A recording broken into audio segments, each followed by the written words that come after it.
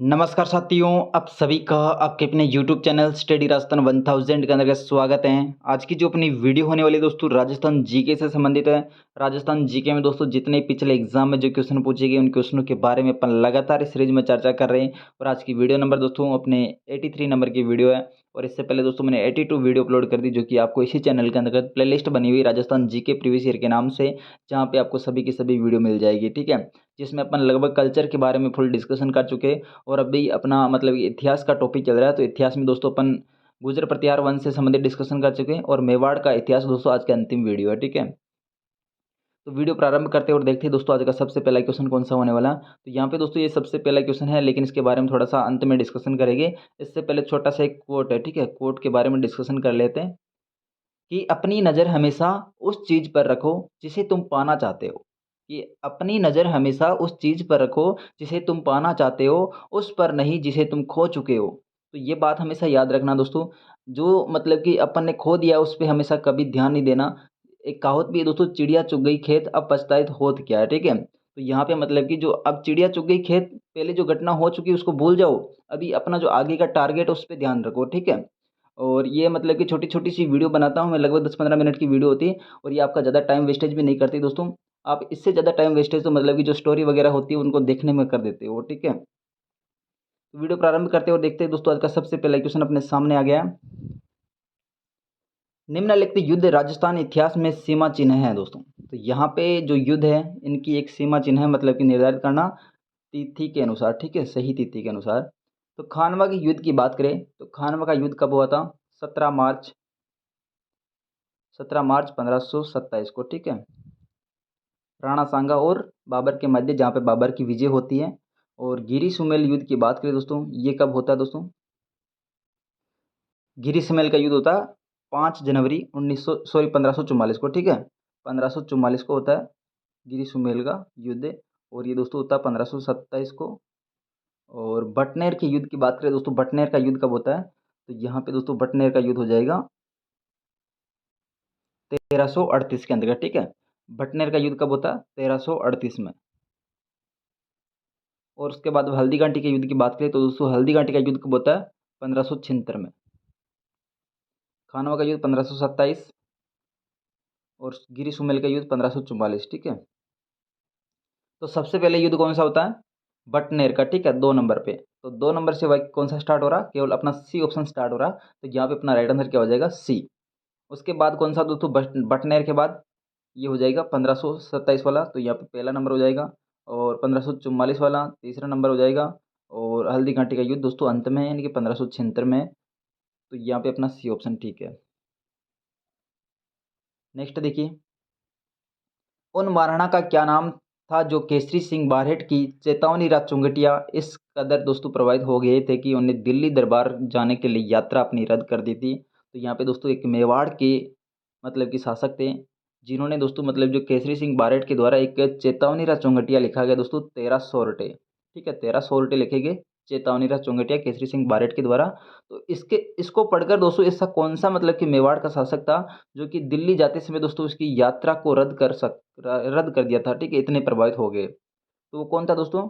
महाराणा फतेह सिंह। ठीक है, महाराणा फतेह सिंह मतलब कि ये जो चेतावनी रात चौंगटिया केसरी सिंह बारहेट के द्वारा लिखी गई, इनसे प्रभावित होकर अपनी यात्रा को रद्द कर देते हैं। नेक्स्ट देखिए, उन युद्धों को ध्यान में रखकर उनके सही कालानुक्रम को बताइए। तो यहाँ पे दोस्तों कालानुक्रम को व्यवस्थित करना, तो हल्दी का टीका 1576 है। ठीक है, 18 जून 1576, 21 जून 1876। और खानवा का युद्ध 17 मार्च 1527 है। और तराइन के युद्ध की बात करें दोस्तों, तराइन का युद्ध मतलब कि 91 92, ठीक है, 91 92 दोस्तों ये युद्ध हुआ था। तो यहाँ पे अपना सबसे पहला ऑप्शन कौन सा हो जाएगा? थर्ड।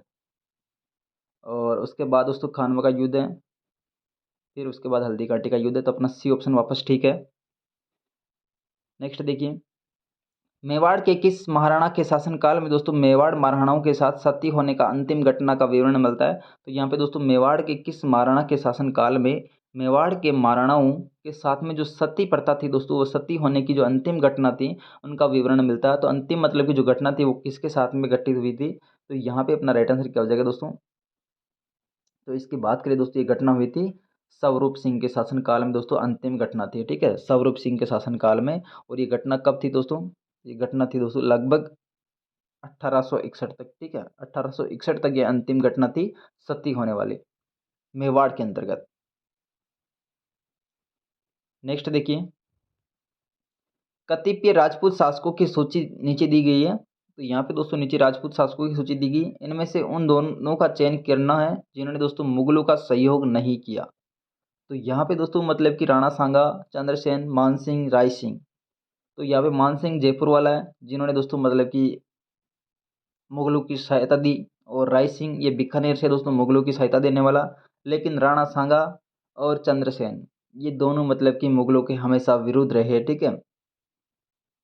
तो यहाँ पे अपना पहला और दूसरा ऑप्शन ठीक है, बी ऑप्शन। महाराणा राज सिंह मारवाड़ के किस शासन को मुगल के विरुद्ध आश्रय दिया था दोस्तों? तो यहाँ पे महाराणा राज सिंह के द्वारा एक मारवाड़ का शासक है जिन्होंने दोस्तों मुगलों के विरुद्ध आश्रय दिया था, ठीक है। तो यहाँ पे दोस्तों मारवाड़ को मतलब कि मारवाड़ और मुगलों के बीच में युद्ध चल रहा था, उसमें दोस्तों मारवाड़ का जो शासक था उसको सहायता देने वाला कौन है? मेवाड़ का महाराणा राज सिंह। तो मारवाड़ का शासक वह है कौन जिसको सहायता दी थी? तो वह है दोस्तों अजीत सिंह, ठीक है, अजीत सिंह और दुर्गादास राठौड़, जिसको अपन मारवाड़ का चाणक्य के नाम से भी जानते हैं, जो कि अजीत सिंह का गुरु है, ठीक है। इसने दोस्तों मतलब कि सहायता देने के अलावा दोस्तों मतलब कि एक उदयपुर की जहागीर है जिसका क्या नाम दोस्तों? केलवा। केलवा जहागीर मतलब कि दी गई, ठीक है। नेक्स्ट देखिए, किसे महाराणा प्रताप का पथ प्रदर्शक भी कहा जाता है? तो यहाँ पे दोस्तों ऐसा कौन है जिसको मतलब कि महाराणा प्रताप का पथ प्रदर्शक या अग्रगामी भी कहा जाता है, या भूला बिसरा शासक भी कहा जाता है, ठीक है। तो दोस्तों यहाँ पे भूला बिसरा शासक, महाराणा प्रताप का पथ प्रदर्शक प्रदर्शक या फिर महाराणा प्रताप का अग्रगामी किसे कहा जाता? राव चंद्रसेन को, ठीक है, राव चंद्रसेन है यहाँ पे। नेक्स्ट देखिए, निम्नलिखित में से कौन सा जोड़ा सही नहीं है? तो यहाँ पे दोस्तों कौन सा जोड़ा सही नहीं है, ठीक है, 123 के अंतर्गत अपना राइट आंसर क्या हो जाएगा? कौन सा जोड़ा सही नहीं? तो गुहिल वंश मेवाड़ से संबंधित है, मेवाड़ का दोस्तों एक सिसोदिया वंश भी है, और रावल वंश दोस्तों गुहिल वंश को कहते हैं। तो यहाँ पे दोस्तों राहुल या गुहिल मेवाड़ से संबंधित, और सिसोदिया भी दोस्तों मेवाड़ से संबंधित, ठीक है। और भाटी वंश की बात करें दोस्तों, भाटी वंश जैसलमेर से संबंधित है, और चालुक्य दोस्तों गुजरात से संबंधित है। और लेकिन यहाँ पे दोस्तों परमार है, जो परमार अपने मारवाड़ से संबंधित नहीं है, मारवाड़ से कौन है? राठौड़, ठीक है, राठौड़ जो वंश है दोस्तों किससे संबंधित है? ये मारवाड़ से संबंधित है। तो सी ऑप्शन यहाँ पे अपना गलत हो जाएगा, ठीक है, ऑप्शन नंबर सी गलत।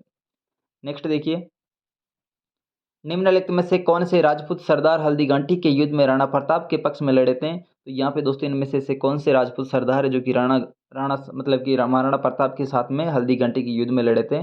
तो ये हो जाएगा दोस्तों राम सिंह तंवर, जिसको राम साहा के नाम से भी जानते हैं, बीदा जाला, जो भी मतलब कि महाराणा प्रताप के साथ में लड़ने वाले थे। लेकिन ये दोनों है जो कि अशोक परमार और राउत कृष्णदास चुंडावत, जो कि राणा सांगा के साथ में लड़ने वाले थे, ठीक है, राणा सांगा के साथ में। तो ये ऑप्शन दोनों अपना गलत है, पहला और दूसरा ऑप्शन अपना ठीक हो जाएगा, ठीक है।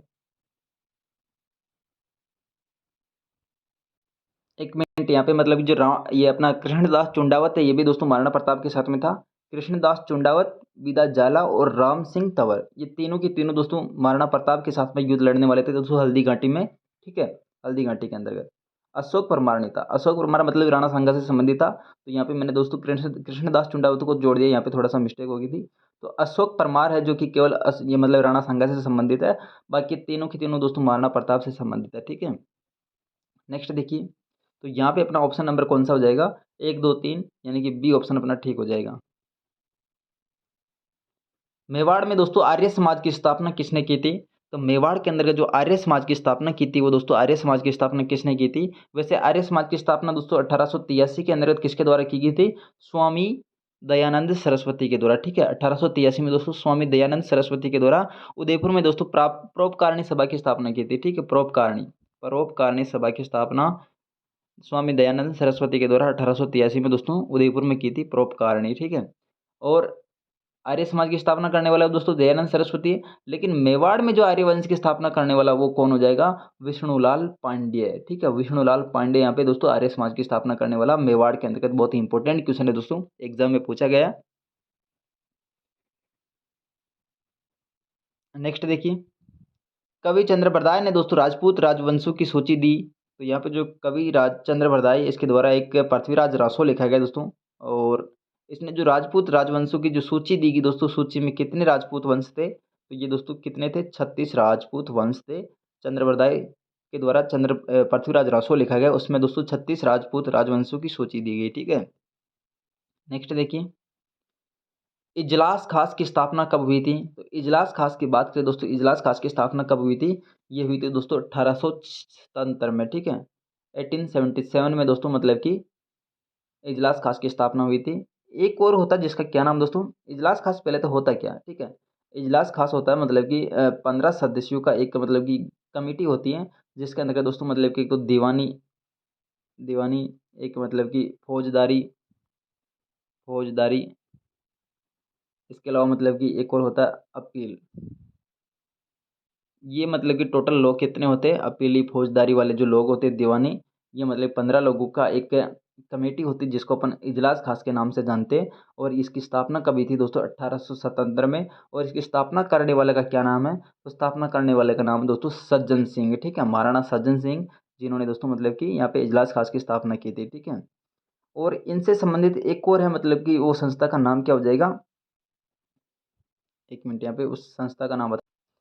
ये जो इजलास खास है दोस्तों, इजलास खास तो मतलब कि ये सज्जन सिंह के द्वारा मतलब स्थापित की गई 1877 में। और एक है जिसका नाम है महकमा खास। ठीक है, महकमा खास, महकमा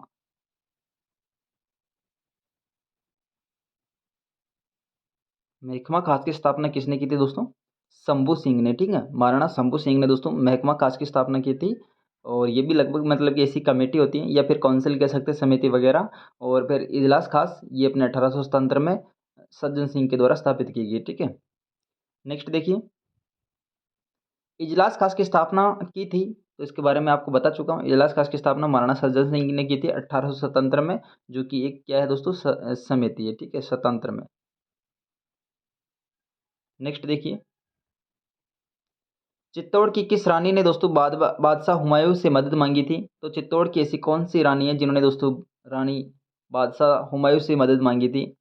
तो बादशाह हुमायूं से संबंधित दोस्तों रानी कौन सी हो जाएगी, रानी कर्णावती, या फिर दोस्तों कर्णवती, या फिर दोस्तों कर्मावती। ठीक है, जिसके समय में दोस्तों एक शाखा हुआ था 1535 में। ठीक है, 1535 में एक शाखा हुआ था, जहाँ पे दोस्तों रानी कर्मावती कौन है, राणा सांगा की पत्नी है। ठीक है, और विक्रमादित्य की माँ और राणा सांगा की पत्नी। इसमें दोस्तों शासक कौन होता है, विक्रमादित्य। विक्रमादित्य के समय मतलब कि यहाँ पे एक गुजरात का शासक है बहादुर शाह, जिन्होंने दोस्तों आक्रमण किया था। आक्रमण करते समय दोस्तों ये रानी कर्मावती किससे दोस्तों एक राखी भेजकर बादशाह हुमायूं से मदद मांगती है। लेकिन बादशाह हुमायूं मतलब कि किसी न किसी कारणवश से यहाँ पे नहीं पहुँचता है। तो यहाँ पे मतलब कि जौहर या शाखा हो जाता है। ठीक है, जौहर शाखा। तो यहाँ पे जौहर करने वाले कौन है दोस्तों, रानी कर्णावती। और केसरिया करने वाले कौन, तो दोस्तों बाघ सिंह और विक्रमादित्य। ठीक है, तो उन्होंने मतलब कि केसरिया किया था, और रानी कर्मावती और मतलब कि जो विक्रमादित्य की जो पत्नी थी, रानी थी, उन दोनों ने यहाँ पे केस जौहर किया था। तो ये यहाँ पे चित्तौड़ का दूसरा शाखा है। ठीक है, चित्तौड़ का दूसरा शाखा 1535 में। ठीक है, नेक्स्ट देखिए, जहांगीर ने किस राज्य के शासक को मुगल दरबार में उपस्थित होने में छूट दी थी। तो जहांगीर ने दोस्तों ऐसा कौन सा राज्य जहाँ पे दोस्तों मतलब कि जो शासक थे उनको मुगल दरबार में उपस्थित होने की छूट दी थी, तो वो है दोस्तों मेवाड़ रियासत। ठीक है, मेवाड़ रियासत को मुगल दरबार में उपस्थित होने की छूट दी थी। ठीक है, उनकी मर्जी है, उपस्थित हो तो ठीक है, नहीं हो तो ठीक है। लेकिन मतलब कि यहाँ पे उपस्थित होने के लिए मजबूर किसको किया गया, जो मतलब कि मेवाड़ का शासक होता है उसका जो सबसे बड़ा बेटा होता है, वो मतलब कि मुगल दरबार में उपस्थिति देता है। ठीक है, तो यहाँ पे मतलब कि जो मेवाड़ और मुगलों के बीच में संधि हुई थी 5 जनवरी 5 जनवरी 1615 को जो संधि हुई थी, तो मेवाड़ और मुगलों के मध्य, जिन्होंने दोस्तों जो शर्तें रखी गई, शर्तें कौन कौन सी थी, कि मेवाड़ का जो महाराणा है वो मुगल दरबार में कभी उपस्थित नहीं होगा। इसके अलावा जो शर्तें थी, मेवाड़ का कोई भी महाराणा मुगलों के साथ में वैवाहिक संबंध स्थापित नहीं करेगा। और मेवाड़ का जो महाराणा है मुगल दरबार में हमेशा 1000 सैनिक साथ में रखेगा। और इसके अलावा एक और शर्त थी दोस्तों, वो शर्त क्या थी, कि चित्तौड़गढ़ मतलब कि मेवाड़ को वापस दे दिया जाएगा, लेकिन उसकी मरम्मत चित्तौड़गढ़ वाले महाराणा नहीं करवा सकते हैं। तो ये टोटल शर्तें थी दोस्तों मेवाड़ मुगलों के मध्य। और ये संधि कब हुई थी, ये 5 जनवरी 1615 को। ठीक है, किस किस के मध्य हुई थी दोस्तों, जहांगीर और अमर सिंह प्रथम के समय, ठीक है। नेक्स्ट देखिए, सुमेलित कीजिए, तो सुमेलित करना है यहाँ पे। मारवाड़ का जो वंश है दोस्तों कौन सा हो जाएगा, राठौड़ वंश है। मेवाड़ का जो वंश है दोस्तों सिसोदिया और गुहिल वंश है। आमेर का जो वंश है दोस्तों कछवा वंश है। और बूंदी का वंश हो जाएगा दोस्तों हाड़ा वंश है, ठीक है। तो पहले के अंदर तो ऑप्शन नंबर अपना दूसरा, और मेवाड़ का पहला हो जाएगा, और आमेर का चौथा हो जाएगा, और बूंदी का तीसरा हो जाएगा। तो यहाँ पे 2 1 4 3, 2 1 4 3, 2 1 4 3, पहला ही ऑप्शन अपना ठीक है। नेक्स्ट देखिए, गागरोन का युद्ध किसके मध्य लड़ा गया। तो गागरोन की युद्ध की बात करें दोस्तों 2023 में क्वेश्चन पूछा गया दोस्तों, गागरोन का युद्ध किन के मध्य लड़ा गया। तो ये महमूद खिलजी द्वितीय और महाराणा सांगा के बीच में दोस्तों ये युद्ध लड़ा गया 1519 के अंदर, ठीक है। 1519 के अंदर दोस्तों ये युद्ध लड़ा गया, जहाँ पे दोस्तों मोहम्मद खिलजी की हार होती है और राणा सांगा की जीत होती है, ठीक है। नेक्स्ट देखिए, खातौली के युद्ध में राणा सांगा ने किसे हराया था।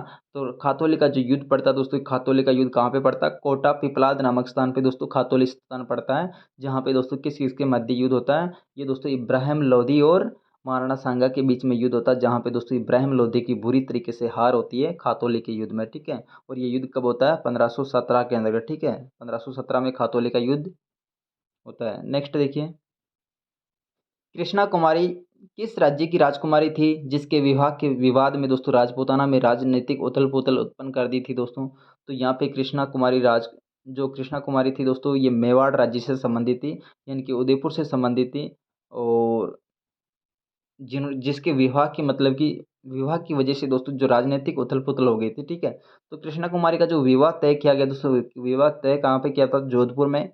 जोधपुर में जहाँ पे मतलब कि इसका विवाह तय किया था, वो मतलब कि शासक मर गया था। उसके बाद में दोस्तों इसका मतलब कि विवाह कहाँ पे तय कर दिया, जयपुर में, ठीक है।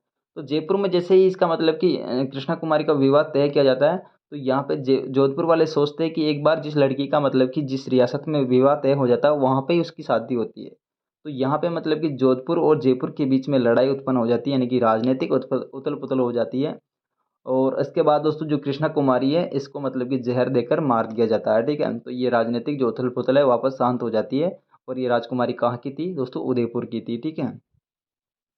नेक्स्ट देखिए, निम्नलिखित युद्धों में से उनके लड़े जाने के वर्ष के अनुसार दोस्तों उनकी आखिरी तारीख सही क्रम चुनिए, ठीक है।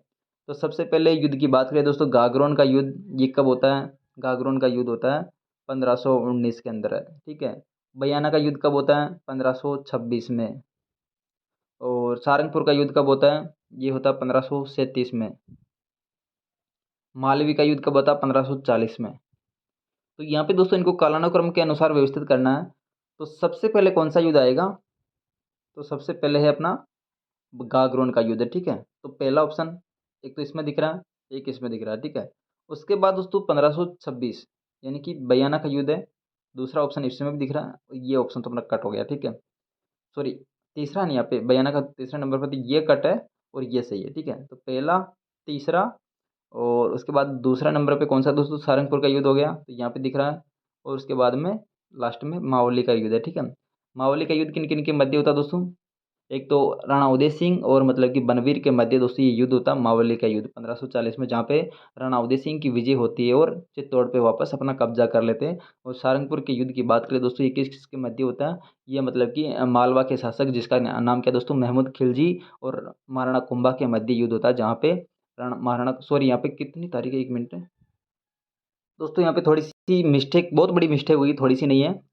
मतलब कि जो सारंगपुर था यहाँ पे मैंने युद्ध 1437 की जगह पे मैंने 1537 लिख दिया, ठीक है। तो ये मतलब कि छोटी सी मिस्टेक थी लेकिन बहुत बड़ी मिस्टेक है, ठीक है। तो यहाँ पे मैं वापस मिस्टेक सुधार रहा हूँ। तो सारंगपुर का युद्ध कब हुआ था, 1437 में, ठीक है। 1437 में किस किस के मध्य हुआ था, महमूद खिलजी और मतलब कि राणा कुंभा के बीच में युद्ध हुआ था। और गागरोन का युद्ध इसके बाद में आता है, ठीक है। गागरोन का युद्ध है 1519 में। तो पहले नंबर पे दोस्तों दूसरा ऑप्शन है, यानी कि ये अपना ए ऑप्शन ठीक हो गया, ठीक है। और उसके बाद में पहला ऑप्शन गागरोन वाला 1519 में। इसके बाद में बयाना का युद्ध आता है, ठीक है। बयाना का युद्ध कब हुआ, ये हुआ 1526, 16 फरवरी 1526 को बयाना का युद्ध हुआ था।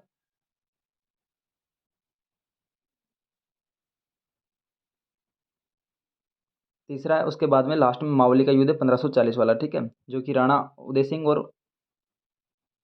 सिंह और बनवीर के मध्य होता है। तो यहाँ पे ऑप्शन नंबर अपना ए सही है।